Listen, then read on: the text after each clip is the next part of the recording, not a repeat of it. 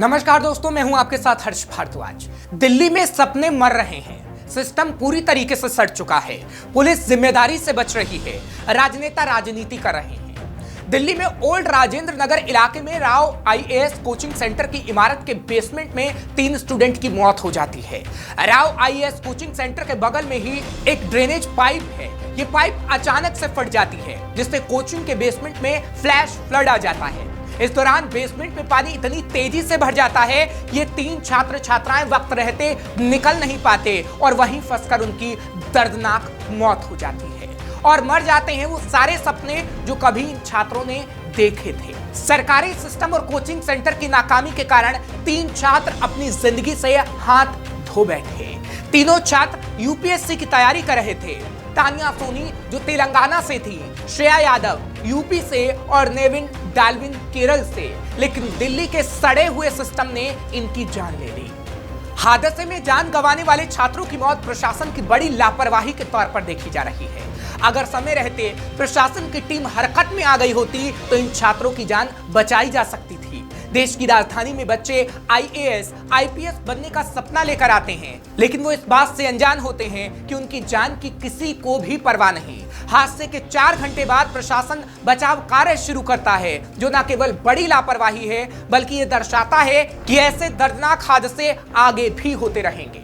क्योंकि जल भराव की वजह से इस साल होने वाली दिल्ली की ये कोई पहली घटना नहीं है। इससे पहले 22 जुलाई 2024 को पटेल नगर में दोपहर बारिश के बाद चाय पीकर अपने पीजी लौट रहे छात्र की गली के गेट से करंट लगने से मौत हो गई थी। छात्र यहां यूपीएससी की तैयारी कर रहा था। वहीं 29 जून 2024 को समयपुर बादली के सिरसपुर अंडरपास में बारिश का पानी भर गया, जिससे डूबने से 2 लड़कों की मौत हो गई थी। इसी तरह 28 जून 2024 को दिल्ली के ओखला इंडस्ट्रियल एरिया के पास बने अंडरपास में भरे पानी में डूबने से एक 60 वर्षीय बुजुर्ग की मौत हो गई, जो बताता है कि दिल्ली का सिस्टम किस तरीके से सड़ चुका है। दिल्ली के इस सिस्टम को लेकर जहां छात्र हल्ला बोल रहे हैं, वहीं बीजेपी केजरीवाल सरकार से कई सवाल पूछ रही है।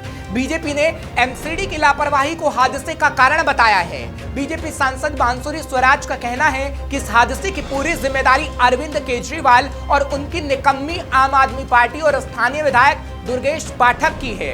एमसीडी को भी पता है कि मॉनसून में जल भराव होता है, इसके बावजूद एमसीडी ने नालों की सफाई कहीं नहीं करवाई और न ही मॉनसून में बारिश से निपटने की कोई तैयारी की गई। सांसद बांसुरी स्वराज का कहना है कि पिछले 10 दिनों से नालों की सफाई करवाने की मांग हो रही थी, लेकिन विधायक दुर्गेश पाठक ने लोगों की बुनियादी मांगों को नजरअंदाज कर दिया। मॉनसून की बारिश से निपटने के लिए लोगों की मांगें पूरी होनी चाहिए थी। अगर समय रहते ऐसा कर लिया गया होता तो छात्रों को अपनी जिंदगी से हाथ नहीं धोना पड़ता।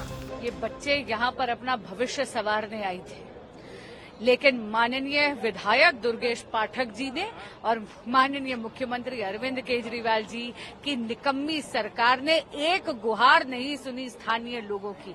बार बार पिछले 1 सप्ताह से माननीय विधायक दुर्गेश पाठक जी को बोला जा रहा था कि नाले की डिसिल्टिंग करवा दीजिए, नाले की सफाई करवा दीजिए। आपके पीछे आप ही देख लीजिए, अभी भी 2.5 फुट पानी सड़क पर है। यही पूरा का पूरा पानी जाकर बेसमेंट में फिल हो गया है।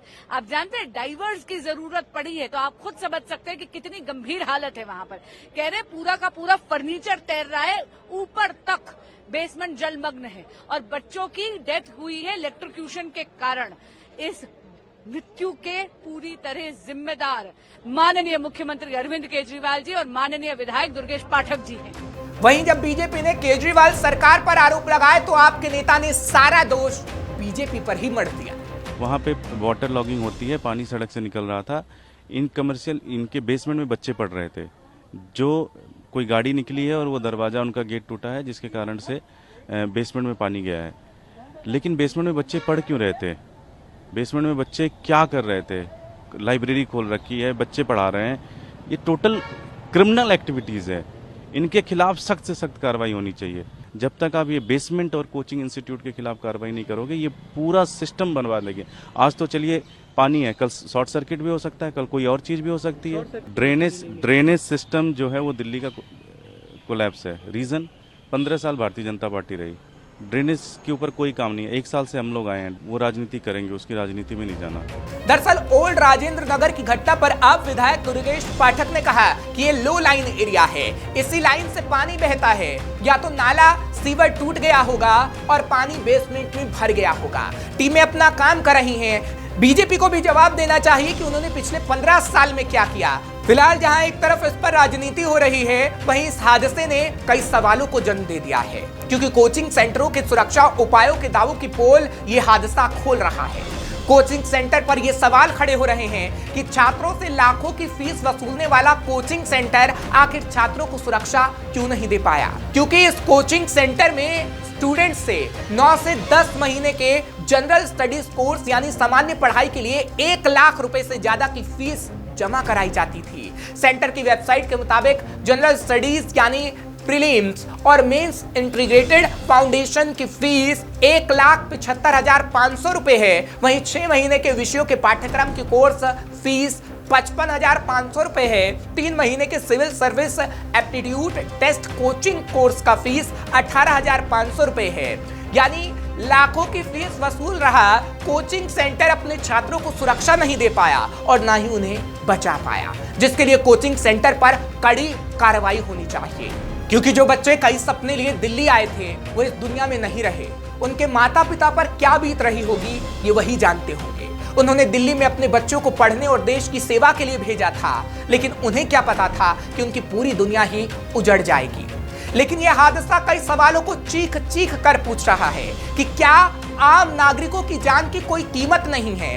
क्या ये सरकारी सिस्टम की नाकामी द्वारा की गई हत्या नहीं है? इन छात्रों की मौत के जिम्मेदार लोगों पर हत्या का केस चलाकर कार्रवाई की जानी चाहिए, ताकि फिर कोई छात्र सिस्टम की नाकामी का शिकार ना हो पाए। फिलहाल आपको खबर कैसी लगी हमें कमेंट सेक्शन में जरूर बताइए। तमाम खबरों के लिए आप देखते रहिए श्रेष्ठ भारत।